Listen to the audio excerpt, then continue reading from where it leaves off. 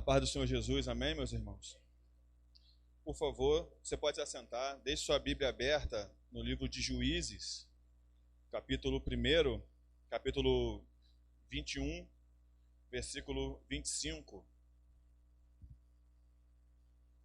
Nós vamos fazer uma espécie de panorama de fundo do livro de Juízes, porque Deus tem falado ao meu coração já tem alguns dias sobre esse livro e, graças a Deus, eu quero também aconselhar os irmãos, encorajar os irmãos a, quando terem algo no coração, quando começarem a estudar sobre a Bíblia, escrever, porque nem a mente mais jovem é mais confiável do que um papel e uma caneta. Então, os irmãos, por favor, tenham esse costume que é de bom tom para conhecimento da palavra de Deus. Irmãos, antes da introdução da mensagem, de ler provavelmente o texto bíblico, eu senti de falar algo hoje à tarde no meu trabalho, que tem a ver muito com a mensagem aqui. Eu gosto muito, embora não tenha muito essa prática, eu gosto muito de pescar. Eu sou aquele rapaz, minha esposa está aqui de prova, que saía de casa às vezes 3h30 da manhã, 4 horas da manhã, e aí eu e um amigo meu, chamado Wellington, o pai dele tinha um barquinho lá, tinha um motor, todo irregular, não tinha documento para navegar, para nada. Aí nós íamos para a Baía de Guanabara, íamos ali para Ponta da Areia, quem conhece Niterói. E eu sou muito ruim para pescar, eu não pego nada, absolutamente nada. Eu sou aquela pessoa que põe a isca no anzol, joga o murinete para frente, e a isca vai embora, e o anzol cai só o anzol na água, e depois eu pego e coloco de novo e jogo. De vez em quando, muito de vez em quando, por um milagre de Deus, eu pegava uma cocoroca, pegava um peixinho desse lá, e eu atrapalhava até quem ia pescar comigo. Eu me lembro quando eu era muito novo, que eu vinha de calça comprida, né, no manto, né, ia para a praia pescar de manhã, e aí eu e o irmão Mauro, de calça comprida, entrava na água e ia lá. Nem eu pescava, pegava nada, e nem ele. Porque eu era ruim e atrapalhava ele, que era mais ou menos. Mas o que tem a ver com o texto disso tudo é porque a isca, ela só serve para esconder o anzol. A isca só serve para que o peixe não veja o brilho do anzol. Morda a isca. Pense que está concluindo o seu objetivo. Ele pensa que está comendo o que ele queria comer, mas na verdade ele está sendo fisgado para a sua própria morte. E é sobre isso que eu gostaria de falar com você. Sobre as iscas que escondem o anzol. É só isso que a isca faz. Ela esconde o anzol para aprisionar, para tirar literalmente a vida do peixe que morde aquele anzol. Então, baseado nisso, eu gostaria que você lesse comigo Juízes 21, versículo 25. E depois que você ler esse texto, você pode ir para Juízes capítulo 1 e ficar lá, porque nós vamos fazer algumas leituras bíblicas. Eu prometo que eu não vou ler todos os textos que eu preparei para ler aqui, mas eu vou recitá-los bem panoramicamente. Juízes 21, versículo 25 diz assim: naqueles dias não havia rei em Israel, cada um fazia o que parecia bem aos seus próprios olhos. O livro de Juízes, meus irmãos, é um livro que abrange mais de 400 anos de história do povo de Israel. Entre cativeiro e serem administrados ou julgados por juiz, temos aí mais de 400 anos. E de sofrimento, se você pegar todos os anos de sofrimento que o livro tem, são cerca de 111 anos, fora os que não estão catalogados. Para você ter uma ideia, o livro de Juízes é um livro que trata muitas tristezas do povo de Israel. Ao ler o livro de Juízes, porque para poder ministrar essa palavra para os irmãos, eu tive o prazer de poder ler mais uma vez esse livro. E você percebe que o que Israel vive aqui em Juízes é algo muito mais pesado do que o próprio povo de Israel viveu no Egito. Aqui em Juízes, eles eram obrigados a servir os deuses daqueles que ganhava deles nas batalhas, que os conquistavam. Juízes capítulo 10, por exemplo, o povo de Israel vai parar na mão dos amonitas. E quem era o deus principal dos amonitas? Moloque. E como era cultuado Moloque? Crianças eram colocadas em seu ventre e morriam ali queimadas, vivas ali dentro. O povo de Israel era obrigado, por serem seus escravos, a prestarem culto a Moloque pelos amonitas. No Egito, Israel não foi obrigado a servir o panteão egípcio. Josué capítulo 25 vai dizer: vocês hoje podem escolher a quem vocês vão servir. Se vocês vão servir aos deuses que os seus pais serviram no Egito, porém, eu e a minha casa serviremos ao Senhor. Então, no Egito, eles escolheram servir o panteão egípcio. Já aqui, no livro de Juízes, eles se entregam a esses deuses. Em Juízes, todas as mortes relatadas por um israelita, ela é provocada por um outro israelita. Toda vez que a Bíblia fala em Juízes que um israelita morreu, o causador daquela morte é um outro israelita. Em Juízes acontece uma guerra civil.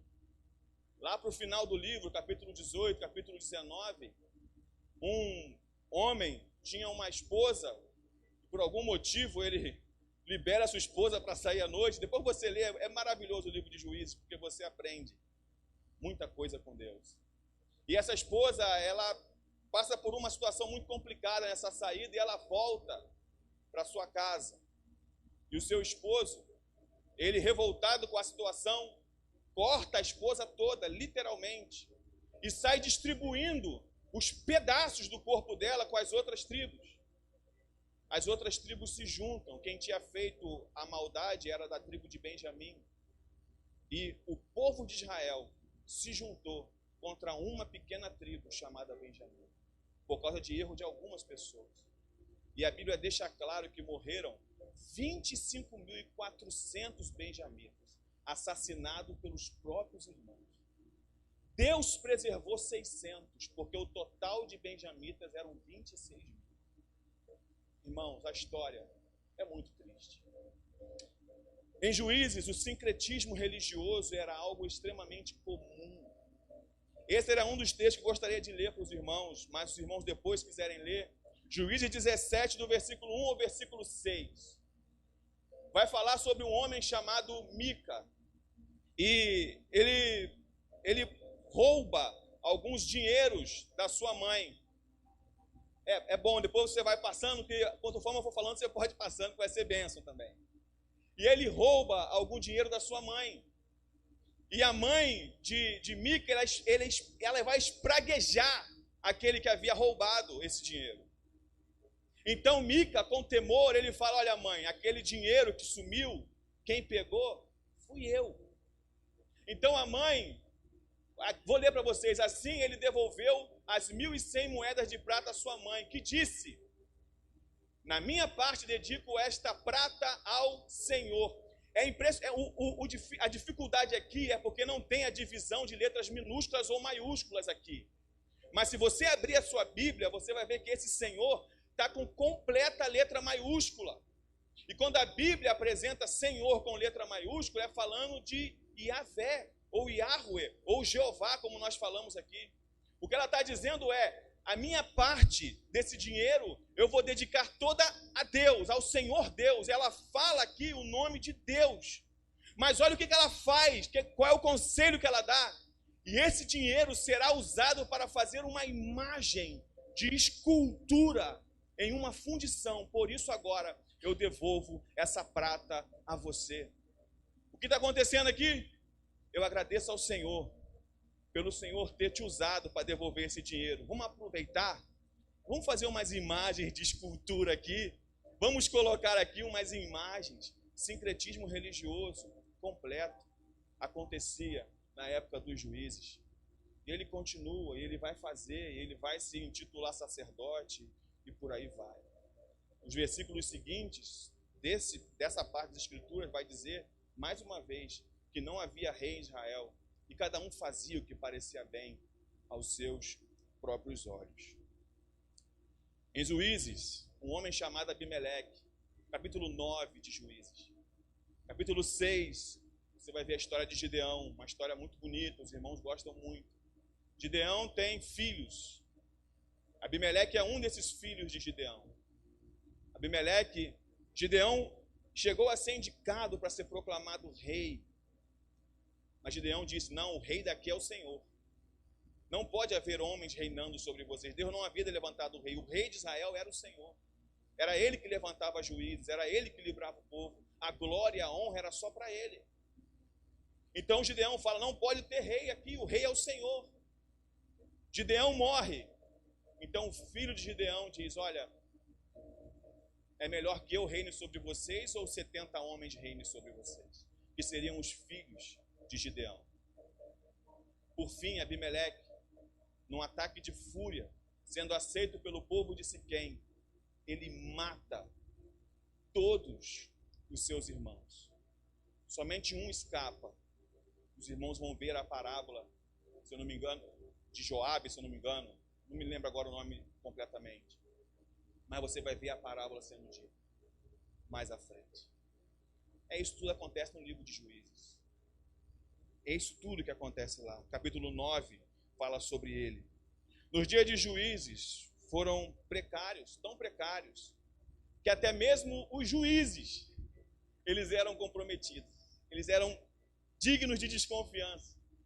Por exemplo, Jefté, um juiz chamado Jefté.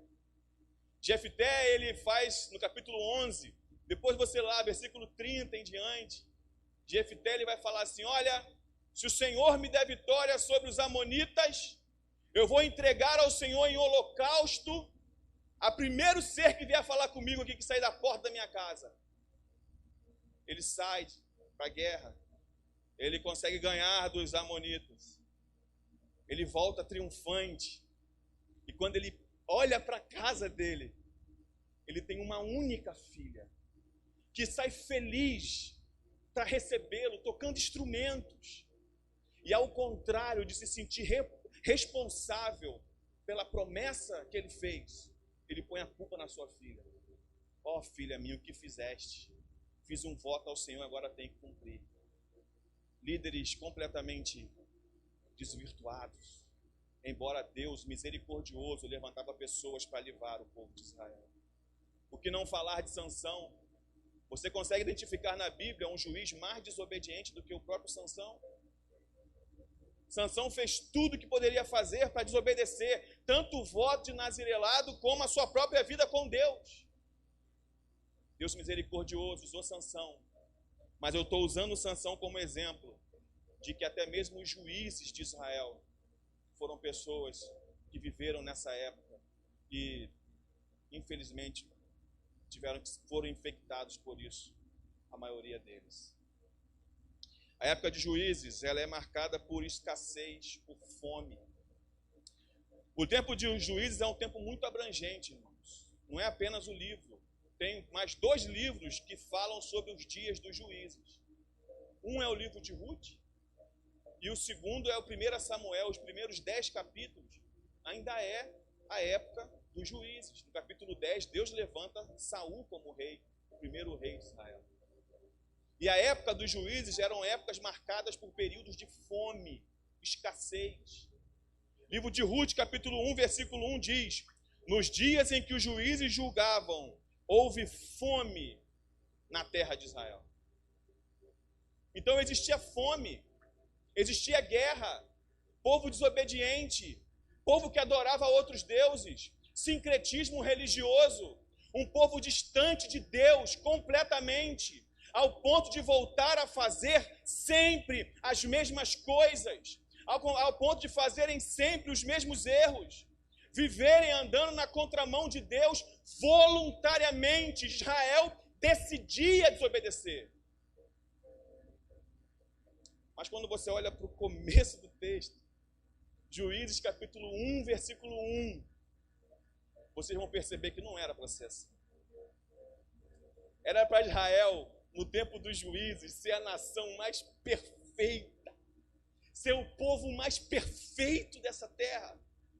Juízes capítulo 1, versículo 1, está dito lá o seguinte, que o povo de Israel orou ao Senhor e disse: Senhor, quem é que há de entrar e conquistar as terras dos cananeus? A história dos juízes não começa com outra maneira, a não ser um povo orando a Deus, um povo buscando a Deus. E não é somente a oração. O versículo 2 do capítulo 1 diz que Deus responde. Então não era para ser assim. Lembra da minha história real, que eu contei para você no início, antes de ler o texto bíblico? Eu gostava de pescar. Eu não sabia pescar. Mas eu sei que a isca, ela só serve para esconder o anzol. E eu acredito que nos primeiros textos aqui, mostram para nós qual era a isca, qual era o anzol, que fez com que o povo de Israel vivesse toda essa desgraça, que eu muito por cima falei para você aqui. Ou você acha que é normal isso? É normal uma nação se juntar contra outra e matarem 25.400 pessoas? É normal um marido cortar em pedaços a sua mulher? É normal isso para você? Não é normal. É normal um homem matar 70 irmãos? Não é normal. É normal o sincretismo religioso? Não é normal. Então aonde isso acontece? Eu consigo observar aqui no livro de Juízes várias iscas que são colocadas. Israel foi fisgado e virou o que virou. Então é sobre isso que eu quero falar um pouco com você. Prometo ser breve, mas eu gostaria de falar sobre isso com você. A primeira isca que eu vejo no livro de Juízes, ela se chama desobediência. Porque desobedecer é uma isca. Desobedecer é quando você faz o que você julga ser certo, independente do que Deus diz, independente do que você é orientado a fazer, mas porque você acha que é certo, você desobedece. E existem pelo menos duas maneiras de desobedecer. A primeira é quando você voluntariamente faz o oposto do que foi orientado a fazer. E a segunda é quando você acrescenta aquilo que Deus mandou você fazer. E você percebe isso no versículo 3 do livro de Juízes. Capítulo 1, versículo 3. No capítulo 1, versículo 1, o povo ora: Senhor, quem é que há de entrar na cidade?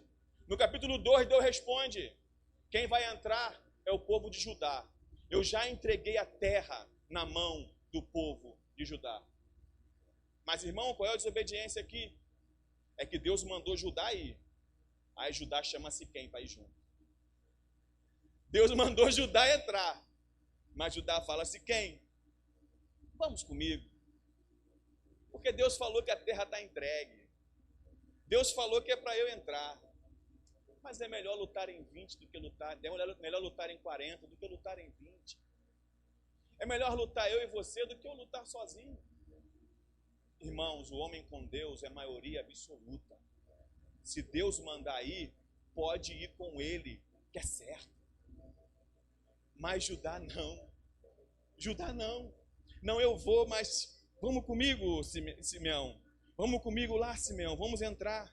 Venham conosco, a herança é nossa. Quando for a sua vez de lutar, a gente luta com vocês também. Primeira desobediência é essa. Deus disse para Judá ir primeiro. Judá disse a Simeão: vamos juntos. Deus não sabe de nada. Deus, ele sabe. É que Deus não prestou atenção direito, sabe? Deus sabe que se você for comigo, vai ser muito mais rápido. Vamos economizar tempo. Mas não. A desobediência a Deus é fruto do orgulho. todos os personagens bíblicos que caíram, que foram destituídos, que perderam, que morreram em pecado, tudo tem início na desobediência, na completa e total desobediência a Deus e a sua palavra. Desobediência é o que você ouve, as instruções que eu e você ouvimos. Quando nós desobedecemos as instruções que vêm a nós através da palavra de Deus, nós estamos fadados ao fracasso. Estamos fadados ao fracasso. Juízes capítulo 1, versículo 5 e 6. A Bíblia vai dizer que o povo ele entra num lugar chamado Bezeque. E lá existia um rei, o nome do rei era Adoni-Bezeque. E Adoni-Bezeque tinha um costume. Qual era o costume de Adoni-Bezeque? Cortar os dedões dos seus conquistados. As pessoas que ele conquistava, ele cortava o dedão. Então Israel agora entra em Bezeque. Adoni-Bezeque tenta fugir. O povo de Israel pega Adoni-Bezeque. E ao contrário de fazer o que Deus havia mandado fazer, eles preferem cortar os dedões de Adoni-Bezeque. Preferem fazer com Adoni-Bezeque o que Adoni-Bezeque fazia com os outros povos. Deus, na Torá, ele tem a condenação para adúlteros ali. Tem condenações sérias ali, que eram condenações capitais. Mas quer ver uma coisa que Deus nunca mandou ninguém fazer? Deus nunca mandou mutilar ninguém. Deus nunca mandou cortar dedo de ninguém. Então, quando Israel entra e corta os dedos de Adoni-Bezeque, Israel também estava desobedecendo a Deus, fazendo o que Deus nunca mandou que fosse feito. Isso é terrível, irmãos. Porque assim como não fazer é desobedecer, fazer o que Deus não mandou é desobedecer também. Então eles cortam o dedo de Adoni-Bezeque. Juízes capítulo 1, versículo 19 até o 21 está escrito: o Senhor esteve com os filhos de Judá, e estes ocuparam a região das montanhas, porém não expulsaram os moradores do vale, porque esses tinham carro de ferro. Porém os filhos de Benjamim não expulsaram os jebuseus, que moravam em Jerusalém. Assim os jebuseus viviam com os filhos de Benjamim em Jerusalém até o dia de hoje. O dia de hoje é o dia em que o escritor escreveu o livro de Juízes. A ordem de Deus foi: limpem essa terra de outros povos. Não devem existir outros povos no meio de vocês. A desobediência não pode existir, mas nós vamos manter essas pessoas. E por que eles manteram? O texto vai dizer, Juízes 1, versículo 24 a 26, vai mostrar que o povo de Israel, quando subjugava esses homens, eles transformavam esses homens em seus escravos. Colocavam essas pessoas para os servir. O povo de Israel estava tendo a coragem de fazer com os seus subjugados o que fizeram com eles no Egito. No Egito nós fomos escravos. No Egito nós trabalhamos para Faraó. Agora aqui, que conquistamos a terra, essas pessoas vão ter que trabalhar para a gente. Israel não estava levando em consideração que o que Deus queria não era que eles tivessem trabalhos escravos. Primeira coisa, Deus não queria que o povo de Israel tivesse o conhecimento sobre Deus mistificado ou dubializado. As coisas sobre Deus sendo misturadas a outras coisas. Nós vimos no capítulo 17 o misticismo religioso foi manter as pessoas ali, que fez com que as pessoas ficassem em dúvida de como adorar a Deus ou como fazer. Não eram para eles guardarem as pessoas, independente do que fossem, que trabalhassem mais, mas obedecessem a Deus, que tivessem mais trabalho, mas que esse trabalho fosse fruto de obediência. Se você tiver que trabalhar mais sob a base da obediência, é muito melhor do que descansar na base da desobediência, meus irmãos. As pessoas, elas desobedecem porque veem vantagens. É isso que Israel está fazendo aqui. Ele está desobedecendo a ordem de Deus de limpar a terra porque viam vantagens. É muito bom ter alguém para poder arar a terra para a gente. É muito bom ter alguém para colher as coisas para a gente. É muito bom ter alguém para fazer o trabalho para a gente. Então vamos deitar e folgar, porque aqui nós descansamos. Quero parafrasear as palavras de Jesus. Louco, essa noite mesmo pedirão a sua alma. Você quer descansar? Para quem você vai entregar essa sua alma aí? Tem um texto que eu acho extremamente relevante, e esse texto eu quero ler com os irmãos. Está em Juízes capítulo 1, versículo 24 até o 26. Esse termo é de grande relevância no que abrange a desobediência do povo de Israel. O texto diz: os espias viram um homem que saía da cidade e lhe disseram: mostra-nos a entrada da cidade e teremos misericórdia de você. O homem mostrou a entrada da cidade e eles mataram os moradores ao fio da espada, mas deixaram ir aquele homem e toda a sua família. Então ele foi para uma terra dos heteus, edificou uma cidade e lhes deu o nome de Luz, e esse é o seu nome até o dia de hoje. Primeira coisa, desobediência nesse trecho da palavra de Deus. Deus não mandou Israel ter misericórdia de ninguém. Deus não mandou que Israel poupasse ninguém. Deus não falou isso. Quando nós desobedecemos, eu preciso que você entenda o que eu vou dizer agora.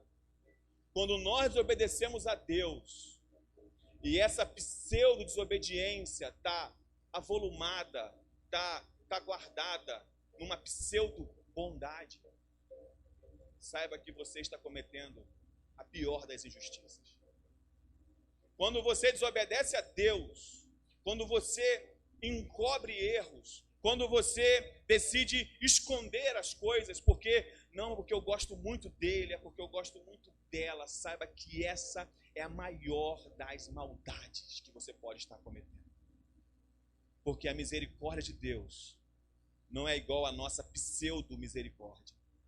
A nossa misericórdia pode estar, sim, fruto das nossas bondades, que diante de Deus não passam de trapo de imundícia. A nossa justiça, ele fez muito, faz muito, ela fez muito, faz muito.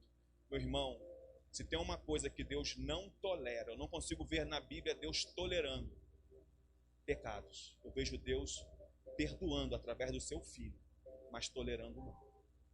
A Bíblia diz o seguinte, no livro de João, que ele é fiel e justo para perdoar os nossos pecados. Porque quando eu e você pecamos, ele olha para a cruz e vê o preço que foi pago. Louvado seja o nome do Senhor pela sua infinita e eterna bondade. Se o primeiro ponto aqui é que Deus não mandou eles terem misericórdia, tem um segundo ponto. É que Deus não mandou eles pedirem auxílio nem ajuda a nenhum morador de cidade nenhuma. Deus mandou entrar e tomar. Foi isso que Deus mandou. Só que eles pegam para o morador da cidade e perguntam: tem como você ajudar a gente aí? Qual é o melhor lugar para entrar? Não, Deus está com a gente. Se você puder ajudar, vai ser de muito bom tom. Deus não mandou eles fazerem isso. E o terceiro ponto da desobediência aqui é que eles deixaram esse homem sobreviver.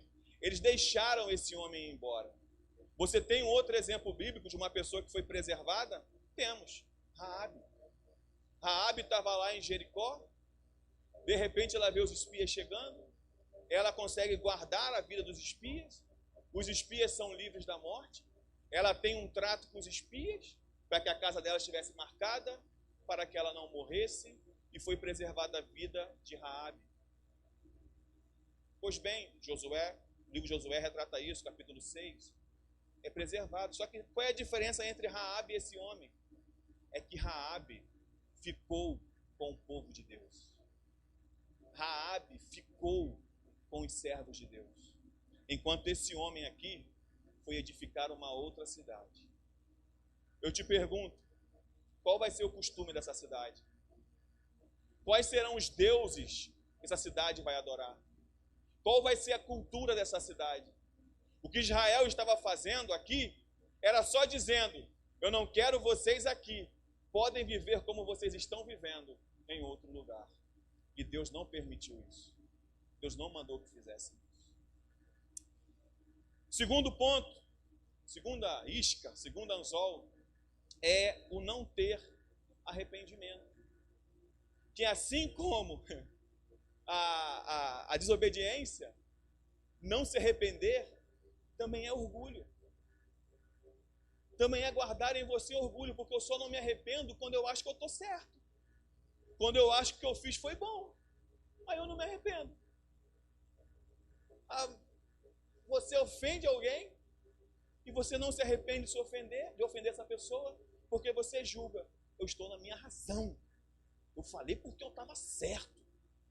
Então você não se arrepende.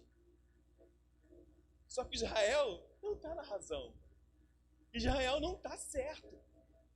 Israel está completamente errado. Mas Israel não se arrepende. Deus mostrou a Israel como eles haviam quebrado todas as leis ao pisar ali na terra.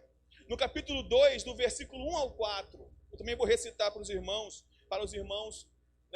não ganhar esse tempo. No capítulo 2, a Bíblia diz que o anjo do Senhor, ali é anjo com letra maiúscula, aparece ali no meio do povo, aparece ao povo e fala: olha, vocês fizeram o que eu falei para não fazer. O que eles haviam feito, tudo que eu citei para os irmãos aqui. O povo da terra eles preservaram, as pessoas que estavam ali na terra, eles botaram para trabalhar para eles, e eles mantiveram a vida das pessoas, no capítulo 1. No capítulo 2, o anjo do Senhor aparece e fala assim: olha, vocês fizeram o que é errado, e agora, porque vocês fizeram isso, o Deus desses povos serão como açoite até vocês. Eles vão maltratar vocês. A Bíblia diz que depois que o povo ouviu isso, eles choraram grandemente. Eles se lamentaram grandemente. Até então parece que está tudo certo. Deu certo, irmãos. O anjo do Senhor falou, o povo ouviu, o povo chorou, pronto, resolveu a coisa. Pois bem, eles não mudaram. Eles continuaram do mesmo jeito. Lágrimas sem arrependimento, lágrimas sem mudança de postura não é arrependimento. Lágrimas sem mudança de postura é reconhecimento. Você reconhece que está errado, você chora, mas volta a praticar os mesmos atos. Você não se arrependeu, você só reconheceu. É o que Israel fez. Ele chorou, ele reconheceu, olha, realmente está aí, né, fizemos isso. Mas o que Israel faz é manter os seus pecados. Eles continuaram se beneficiando do trabalho escravo das outras pessoas. Continuaram se beneficiando das pessoas que estavam ali subjugados por eles. Juízes capítulo 2, do versículo 11 ao 15, diz que os filhos de Israel fizeram o que era mal aos olhos do Senhor, servindo aos Baalins. Deixaram o Senhor Deus e o Deus de seus pais, que havia tirado da terra do Egito, e seguiram outros deuses, os deuses dos povos. Enfim, é isso que eles fazem. Um povo que no capítulo 2, versículo de 1 a 4, está chorando porque ouviu a verdade sobre Deus. No mesmo capítulo 2, no versículo 11, está servindo outros deuses, está fazendo de novo coisas que Deus reprovou. Enfim, Israel não se arrepende. Israel continua as velhas práticas. Existem pessoas que se arrependem mudam por comodismo e não por arrependimento. Sabe quando você percebe que a coisa vai ficar feia, aí você fala, ou eu paro de fazer, ou vai acontecer alguma coisa comigo? E a pessoa literalmente para de fazer com medo das consequências. Existem pelo menos 3 tipos de arrependimento. O arrependimento por reconhecer o pecado. Eu reconheço que pequei. Guarde isso, irmãos, porque isso é importante. Porque agora até você vai saber se você se arrependeu de verdade ou não. O primeiro é o arrependimento por reconhecer que você errou contra um Deus santo e poderoso. Um Deus justo, fiel. Eu reconheço, Senhor, eu errei. É a oração que os profetas fazem. Pequei contra o Senhor. A oração que Davi faz no Salmo 32 e também no Salmo 51, que são os salmos que tratam do erro dele com Betseba. Eu pequei, eu errei contra o Senhor. O meu pecado foi contra Deus. Eu reconheço que eu errei contra Deus. Eu errei contra Deus. Esse é o arrependimento genuíno. O segundo arrependimento é o arrependimento porque foi descoberto. Eu me arrependo porque agora estão sabendo. E o terceiro arrependimento é o arrependimento pelas consequências do pecado. Um exemplo básico é aquele casal de namorados que estão avançando o sinal e está tudo bem, e está tudo feliz, tá na bênção. Aí acontece a bênção da criança vir. Aí arrepende. Aí não me arrependo tanto, Senhor. Tu sabes que eu estava arrependido, mas eu não consegui me conter. Não. Se arrepender por causa das consequências, cuidado com isso. Pode servir, como Davi se arrependeu pelas consequências. Mas, irmãos, quer uma opção boa para você e para mim? Se arrependa porque você reconhece que você é pecador e que Deus é santo. Que nosso arrependimento seja esse, e não os outros dois citados aqui. Então, o não se arrepender, como eu estava falando, ele é fruto do orgulho. Literalmente orgulho. Eu me arrependo, eu não me arrependo porque eu acho que eu estou certo.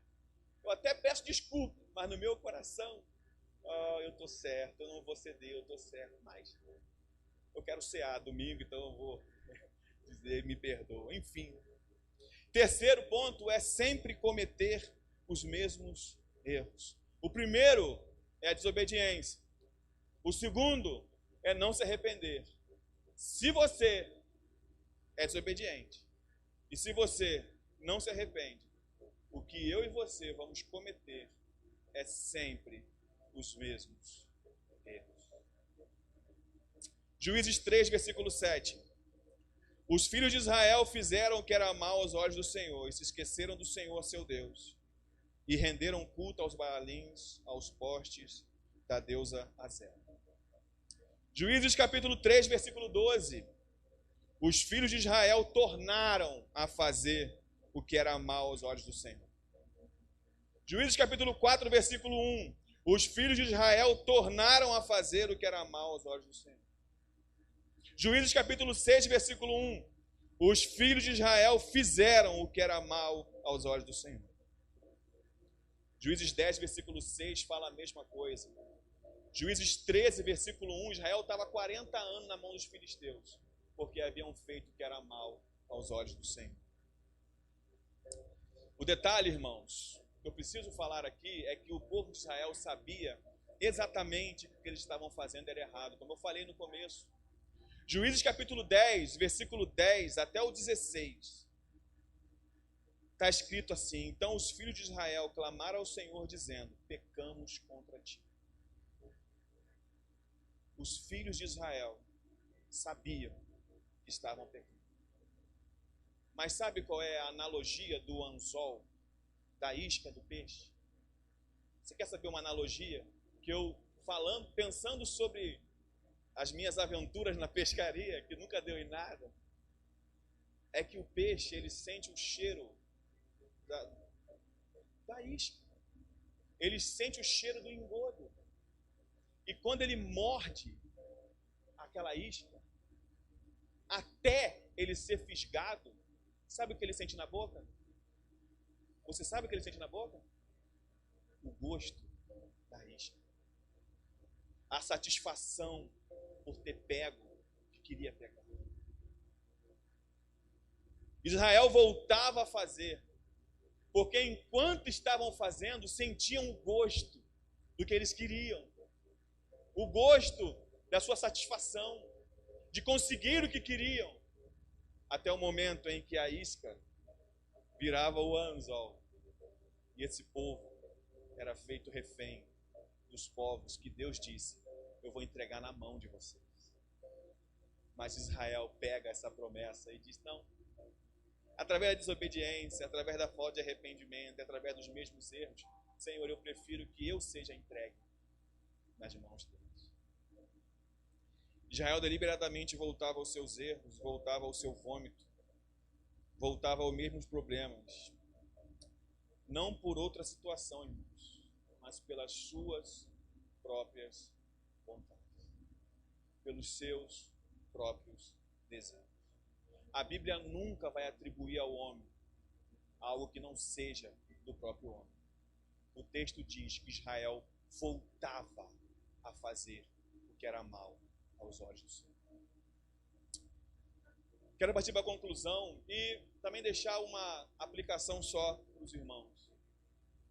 A isca, ela é saborosa, ela esconde o anzol, ela esconde a verdadeira intenção. A isca, ela esconde a verdadeira intenção daquele que joga o anzol. A intenção dele não é alimentar o peixe. A intenção dele é comer o peixe. A intenção dele é acabar com a vida daquele peixe e fazer um belo prato. Mas o peixe, iludido, acha que o que ele quer é só alimentar, é só mais uma isca, é só mais um alimento. Os filhos de Israel, eles foram vítimas de si mesmos. As iscas foram a sua desobediência, sua falta de arrependimento e praticar as mesmas coisas. É interessante demais ver, por isso que eu preferi falar primeiro sobre todo o sofrimento, porque foi ceder a essas iscas que fez Israel passar por tudo que Israel passou, viver tudo que Israel viveu. Um outro versículo repetido, e que nós lemos aqui, 21, 25 de Juízes, é que Israel fazia o que parecia bem aos seus olhos. Israel fazia o que parecia bem para ele. O próprio sacerdote que aparece na casa de Mica, ele vai dizer, olha, eu sou levita de Judá, e eu estou andando como eu quero por aí. Capítulo 17 de Juízes. Eu ando como eu quero, eu vivo como eu quero, eu faço como eu quero. Toda vez que eu e você vivemos como nós queremos, nós estamos diretamente desobedecendo a Deus.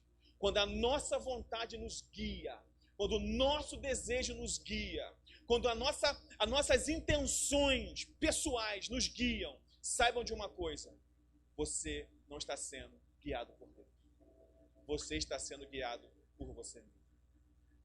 É por isso que quando vier as vontades no seu coração, no meu coração, a primeira coisa que eu e você temos como servos de Deus de fazer é falar, Senhor, é isso que eu estou querendo fazer. Que a sua vontade seja feita. Que o Senhor me guie, que o Senhor me oriente, que o Senhor me instrua, que o Senhor me mostre o caminho a seguir. Muitas pessoas que estão completamente perdidas nesse mundo, um dia estiveram entre nós, um dia andaram conosco, um dia botaram a Bíblia debaixo do braço, evangelizavam, pregavam, falavam do amor de Deus, mas viu uma isca na sua frente, que o levou à desobediência, o levou à falta de arrependimento e a praticar as mesmas coisas, e por causa disso foram fisgados. Por incrível que pareça, isso é uma verdade. Aparecem mais oportunidades para pecar. E a pessoa peca mais vezes, até de fato cair por inteiro. A pessoa erra. Deus avisa. Deus ele tem misericórdia. Deus busca trazer a pessoa de volta. Mas a pessoa negligencia o chamado de Deus, e ao ouvir a voz do Espírito Santo, ele endurece o coração, e ele volta a praticar as mesmas coisas, ele volta a fazer os mesmos erros. E essa isca, meus irmãos, que foram jogadas para várias pessoas que hoje não comungam da mesma fé, não andam como você anda, não anda como eu ando, não está na presença de Deus. Um dia, elas foram fisgadas por iscas que apareceram para elas.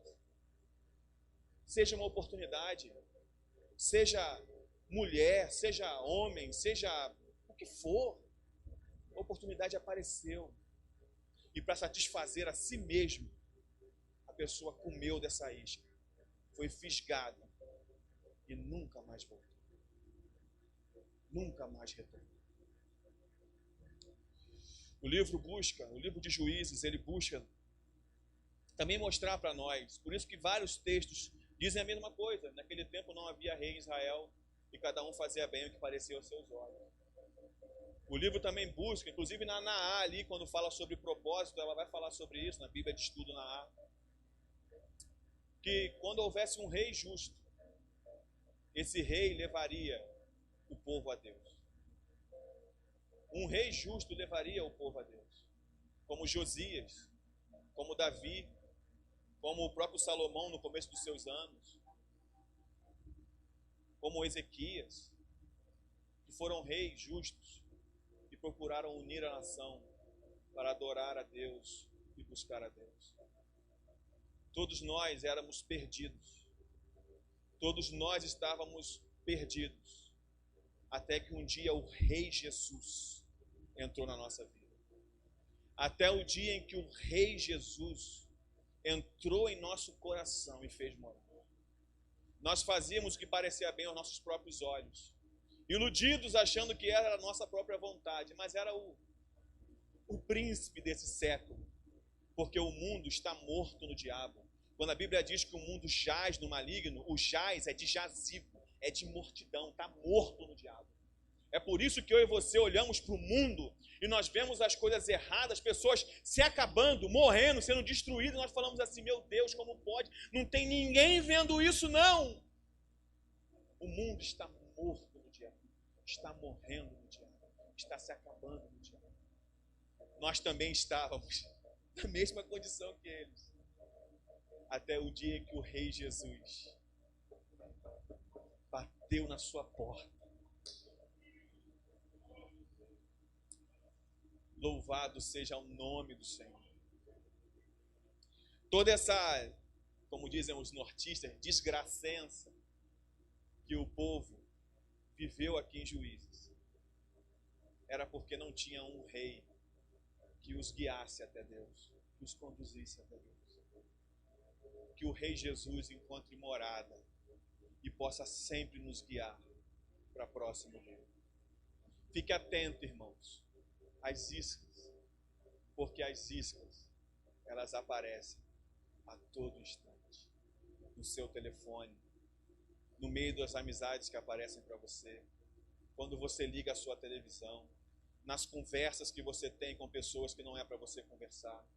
Sabe como eu estava outro dia falando com o pastor, vindo para cá de carro. A gente fala com muita gente, a gente conhece muita gente, temos muito conhecido. Mas essa mensagem fica mais para jovens também. As minhas amizades são medidas por pessoas que me aproximam de Deus.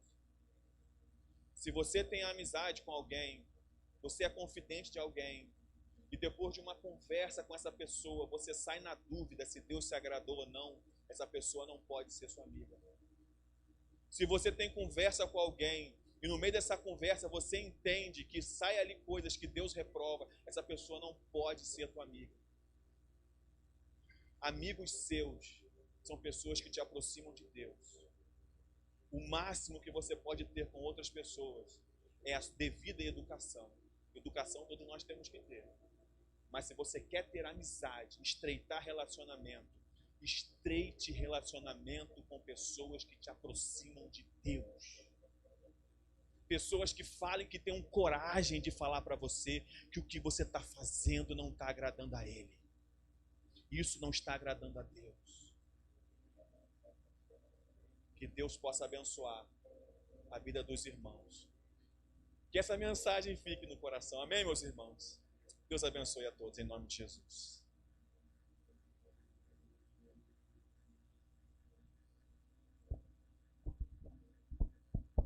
Amém. Graças a Deus. Realmente